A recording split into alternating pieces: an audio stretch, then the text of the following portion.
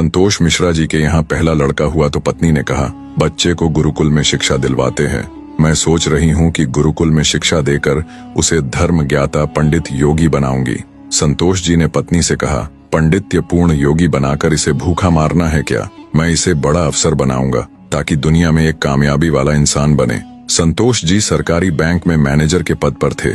पत्नी धार्मिक थी और इच्छा थी कि बेटा पांडित्य पूर्ण योगी बने, लेकिन संतोष जी नहीं माने। दूसरा लड़का हुआ तो फिर पत्नी ने जिद की। संतोष जी इस बार भी न माने।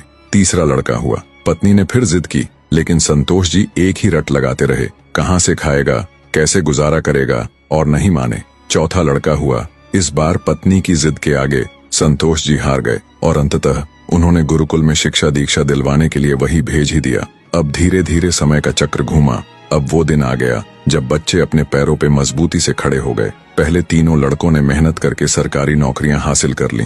पहला डॉक्टर, दूसरा बैंक मैनेजर, तीसरा एक सरकारी कंपनी में जॉब करने लगा। एक दिन की बात है, संतोष जी पत्नी से बोले, अरे भाग्यवान, देखा मेरे तीनों होनहार बेटे सरकारी पदों पे हो गए ना, अच्छी कमाई भी कर रहे हैं। तीनों की जिंदगी तो अब सेट हो गई, कोई चिंता नहीं रहेगी अब इन तीनों को।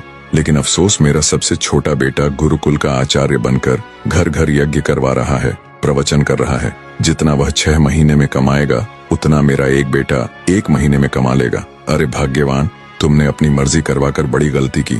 तुम्हें भी आज इस पर पश्चाताप होता होगा, मुझे मालूम है, लेकिन तुम बोल क्यों नहीं रही हो? पत्नी ने कहा, हमसे कोई एक गलत है और ये आज दूध का दूध पानी का पानी हो जाना चाहिए। चलिए अब हम परीक्षा ले लेते हैं चारों की, कौन गलत है कौन सही पता चल जाएगा। संतोष जी मान गए। दूसरे दिन शाम के वक्त पत्नी ने बाल बिखराकर, अपनी साड़ी का पल्लू फाड़कर और चेहरे पर 1-2 नाखून के निशान मारकर आंगन में बैठ गई और पतिदेव को अंदर कमरे में छिपा दिया। बड़ा बेटा आया, पूछा, मम्मी क्या हुआ? माँ ने जवाब दिया, तुम्हारे पापा ने मारा है। पहला बेटा बोला, बुढ़ा सठिया गया है क्या?